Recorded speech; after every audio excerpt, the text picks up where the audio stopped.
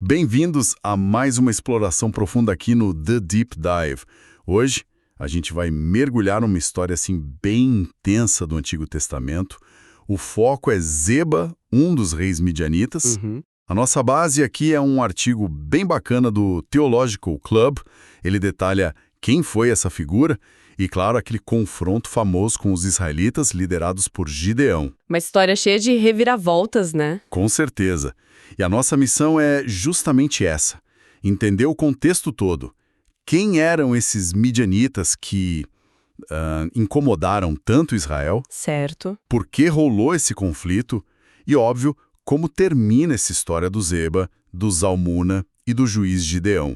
Vamos tentar extrair o mais importante dessa análise bíblica. Prontos? Vamos lá. Ok, então para começar, quem eram esses midianitas, afinal? O artigo que a gente está usando lembra que eles vêm lá de Midian, sabe? Sim, filho de Abraão com Quetura, né? Gênesis. Isso, exato. E eles não são, assim, novatos na Bíblia, né? Aparecem várias vezes como inimigos de Israel. Tipo os filisteus, os moabitas, essa turma. É verdade. Mas tem um ponto que o material destaca e que eu acho fascinante: a organização deles, a estrutura social e política. Diferente, né? Muito diferente de outros povos da época. A gente pensa em reinos centralizados, tipo o Egito, né? Ou mesmo Israel depois. Mas os midianitas, bom, a descrição é outra. E como era? Eles parecem ter sido, na maior parte, nômades ou seminômades. Ah, então não ficava num lugar só. Isso implica menos organização, talvez. Ou não. Não diria menos organizada, mas uma organização diferente. Eles não tinham um império, uma capital fixa, sabe? Viviam mais espalhados. Muitas vezes em cidades fortificadas, mais independentes umas das outras, ou então acampamentos tribais, né? Espalhados por uma região bem grande ali a leste e sul de Israel. Entendi. E o mais curioso é isso: cada líder de cidade ou de um grupo tribal maior podia se chamar de rei. Ah, então, peraí. Não era um rei midianita, tipo um faraó com poder total. Eram vários reis menores locais. Exatamente. Isso muda tudo, né? Muda a forma como a gente vê a ameaça deles. Não era um bloco único. Perfeito. Essa estrutura mais fragmentada é chave para entender o conflito. Israel não estava lutando contra um gigante único. Era mais uma rede, sabe? Uma rede de clãs, cidades, talvez menos unidos na estratégia, mas ainda assim chatos, persistentes. Isso. Uma ameaça mais difusa, mais constante. Cada rei com sua galera, seus guerreiros. E o Zeba entra aí. O artigo coloca ele como um desses reis midianitas. Embora o texto bíblico mesmo não diga qual cidade ele mandava, a sugestão é que era ali para o leste de Israel, naquela fronteira com moabitas, amalequitas. Exato. E ele não estava sozinho nessa contra Israel, né? Ele agia junto com outro líder midianita importante, o Zalmuna. Uma dupla de reis, então. Uma coalizão. Talvez uma aliança específica para essas campanhas maiores contra Israel, para juntar força e causar mais estrago, né? Como essa que a gente vai ver. E para entender bem o tamanho desse estrago, a gente precisa voltar um pouco no tempo. A fonte que a gente está usando situa essa história de Zeba e Gideão logo depois de um período mais tranquilo para Israel. Verdade, foram 40 anos de paz. Que vieram depois daquela vitória famosa da Débora e do Baraque contra o rei cananeu Jabim II e o general Sísera. Parecia que as coisas iam bem. Mas aí, segundo a interpretação teológica que o artigo traz, essa paz acabou por causa de uma mudança dentro de Israel. Como assim? O texto bíblico lá em Juízes aponta que os israelitas meio que abandonaram a aliança com Deus, sabe? Começaram a adorar deuses locais, cananeus. Tipo Baal e Aserá, aqueles nomes que sempre aparecem. Exatamente. Baal, ligado à fertilidade, tempestades. Aserá, uma deusa-mãe, eram bem populares na região. E Israel entrou nessa onda. E na lógica do texto bíblico, essa escapada da fé exclusiva em Deus teve consequências, né? Sim, a narrativa em Juízes, e o artigo analisa isso, interpreta o que vem depois como resultado direto.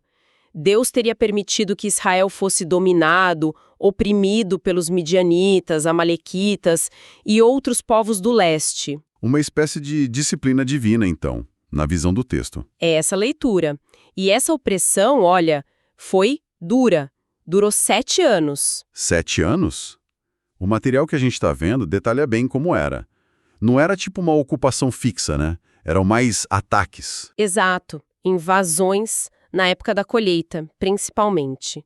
Os midianitas e os aliados vinham com tudo, em massa, o texto diz, como gafanhotos. Nossa. E varriam a terra, levavam as plantações, os rebanhos, tudo. O resultado, Israel ficou muito pobre, debilitado. Juízes capítulo 6 descreve isso de um jeito bem forte.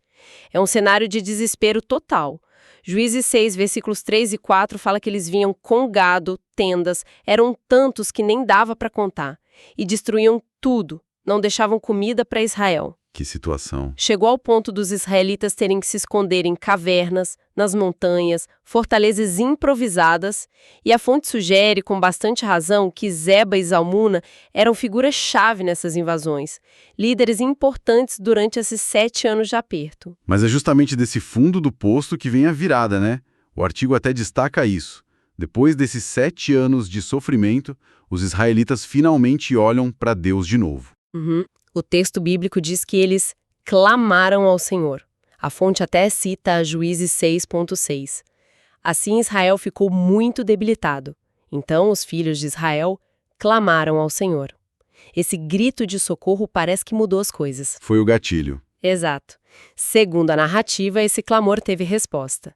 E é aí que entra Gideão, filho de Joás, lá da tribo de Manassés. O libertador. Isso. Deus o escolhe, o capacita para ser o libertador. Ele é o 5º juiz de Israel que, naquele tempo, antes de ter rei, era mais que um juiz de tribunal, né? Era um líder militar, espiritual, carismático, levantado por Deus para tirar o povo do sufoco. Isso aí por volta de 1150 a.C. E a chance para Gideão agir aparece quando os inimigos estão vindo para mais uma, né? Zeba, Zalmuna, os amalequitas, toda aquela turma reunida de novo. Sim, eles acampam no Vale de Jezreel, ali perto do Rio Jordão, prontos para mais uma temporada de saque. Aí Gideão começa a se mexer. Começa seguindo as ordens de Deus, segundo o livro de Juízes. Ele chama guerreiros de várias tribos, Manassés, Azer, Zebulon, Naftali. No começo, junta um exército até grande. Mas aí vem a parte estranha, né? Vem. Uma das partes mais famosas da história.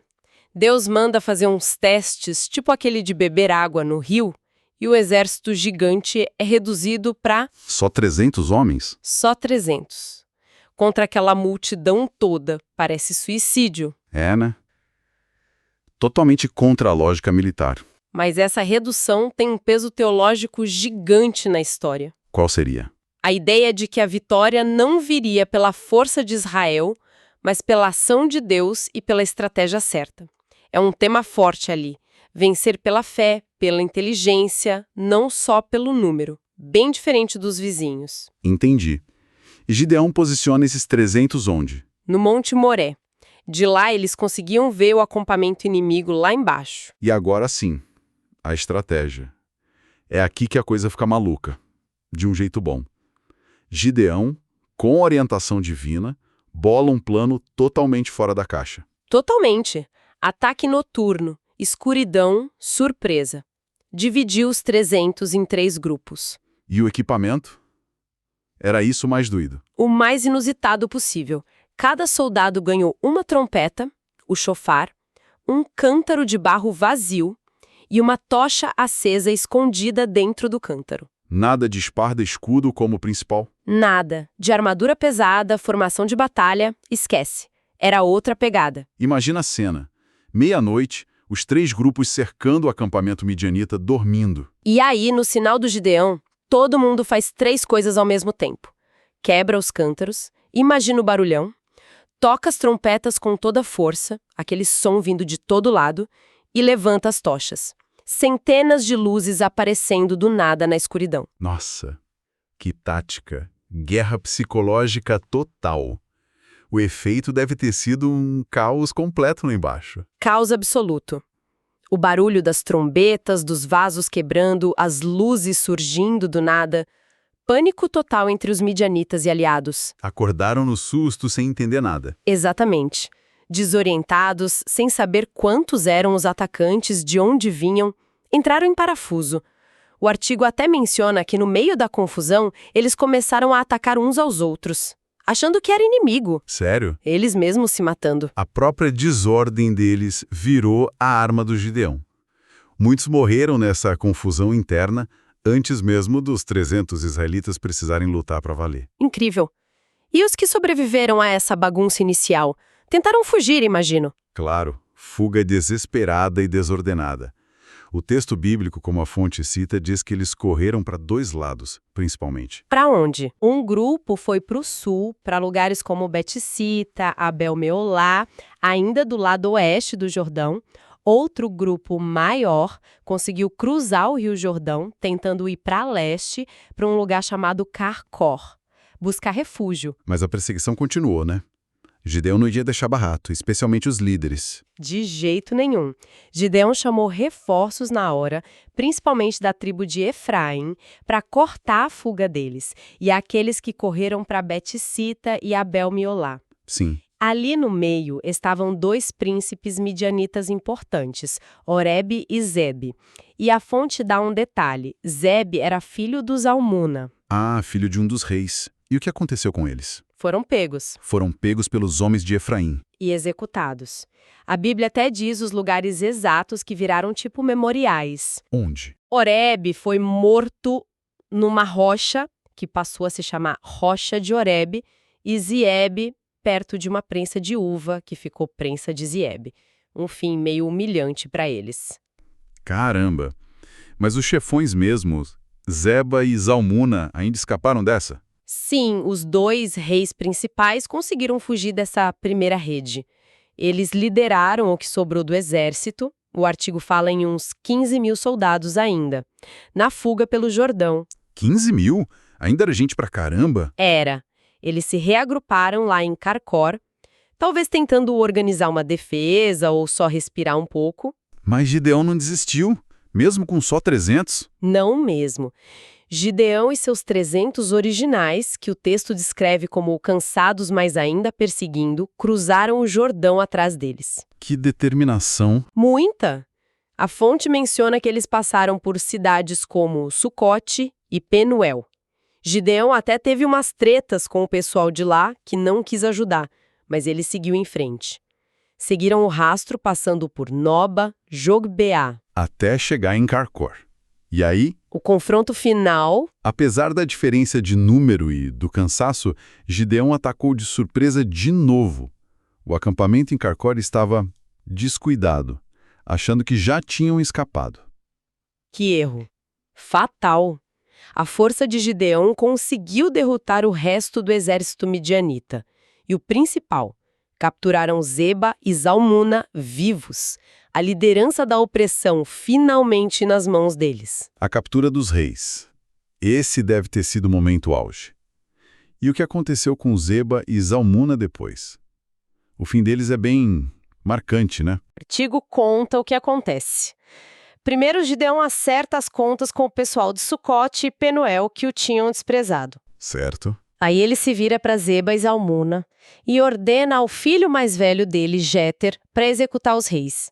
O próprio filho? Por quê? Para mostrar força, iniciar o rapaz na guerra. Talvez um pouco disso tudo? Ou uma humilhação final para os reis inimigos. Só que... O filho não consegue. Exato. O texto diz que Jéter não desembainhou a sua espada. Por quê? Temia, porquanto ainda era muito moço. Ficou com medo, era jovem demais. Imagino a cena. Que tenso. Muito. Aí, vendo a hesitação do garoto, Zeba Zalmuna, talvez num último rasgo de orgulho ou só querendo acabar logo com aquilo de um jeito menos indigno, desafiam o próprio Gideão. O que eles dizem? Aquelas palavras famosas, levanta-te tu mesmo e acomete-nos, porque qual o homem, tal a sua valentia. Basicamente, faz você mesmo, você tem força para isso. Que desafio. E Gideão? Aceita. Gideão pessoalmente executa Zeba e Zalmuna. E como símbolo final da vitória, ele pega os ornamentos que estavam nos camelos dos reis. Ornamentos? Tipo joias? O artigo explica que eram provavelmente enfeites em forma de lua crescente, coisa comum entre nômades da época, símbolo de status, poder, talvez até proteção mágica. Um despojo de guerra importante. Uau! Então, resumindo a ópera, qual o grande significado da queda de Zeba e Zalmuna? O que isso mudou? Olha, a morte deles foi o ponto final no domínio midianita sobre Israel naquela época. Uma libertação total, decisiva. Acabou a opressão. Acabou. O livro de Juízes, e a fonte reforça isso, registra o resultado direto ali em Juízes 8:28. Assim foram abatidos os midianitas e nunca mais levantaram a sua cabeça, e a terra teve paz por 40 anos nos dias de Gideão. Fechou um ciclo de sofrimento e começou um longo período de paz enquanto Gideão viveu. Incrível! E antes da gente fechar, o artigo traz uma curiosidade final, né? Sobre o nome Zeba. Tem a ver com o hebraico. Sim. O nome Zeba provavelmente vem do hebraico Tsalmuna. E o significado que a fonte aponta é bem sugestivo. Qual é? Sem proteção ou proteção negada. Sem proteção, poxa, pensando no fim dele, capturado, executado, sem conseguir escapar, faz um sentido irônico, né? Total. É um daqueles detalhes que parecem conversar com a história toda. Se o nome já indicava o destino, não dá pra saber, né? Mas a coincidência é muito forte. Ele que oprimia e se achava poderoso, acabou sem proteção nenhuma. Exato. Dá uma camada quase poética, ainda que trágica, para a história desse rei. Que jornada que a gente fez hoje. Então, recapitulando rapidinho. A gente viu Zeba, entendeu que ele era um rei midianita, mas dentro daquela estrutura mais solta, com vários líderes. Uhum. Vimos o papel dele e do Zalmuna na opressão de Israel por 7 longos anos. Acompanhamos o Gideão surgindo, aquela campanha militar inacreditável com só 300 homens, usando mais a cabeça e a surpresa do que a força. Uma estratégia brilhante. E seguimos a perseguição até a captura e execução de Zeba e Zalmuna, que trouxe, segundo a Bíblia, 40 anos de paz para Israel. Cobrimos bastante coisa. Cobrimos. E sabem, essa análise toda deixa a gente com uma reflexão interessante que conecta os pontos do material. Qual seria? A narrativa bíblica mostra bem aquele ciclo. Israel se afasta de Deus, vem a opressão como consequência, eles clamam, Deus manda um libertador. É um padrão claro. Sim. Mas aí, pensando no que a gente viu sobre os midianitas serem descentralizados, essa rede de reis e clãs sem um chefão único, a gente pode se perguntar, né? O quê? Até que ponto a ameaça que eles representavam vinha da força deles mesmos e até que ponto era, digamos, facilitada pelas divisões internas de Israel. Pela instabilidade social e, na visão da fonte, pela infidelidade religiosa deles naquele momento. Boa pergunta. A fraqueza interna abrindo a porta para a ameaça externa. Exatamente. Levanta essa questão da dinâmica complexa entre o que acontece dentro de uma nação, a coesão, a liderança, o estado moral ou espiritual, como queira chamar, e como isso afeta a vulnerabilidade a pressões de fora. Mesmo que o inimigo não seja um super império. Isso. Mesmo um adversário mais fragmentado pode causar estrago se encontrar um terreno fértil na desunião interna. Fica aí, né? Algo para a gente pensar sobre como essas narrativas históricas, especialmente as religiosas, explicam essa dança entre o dentro e o fora no destino dos povos.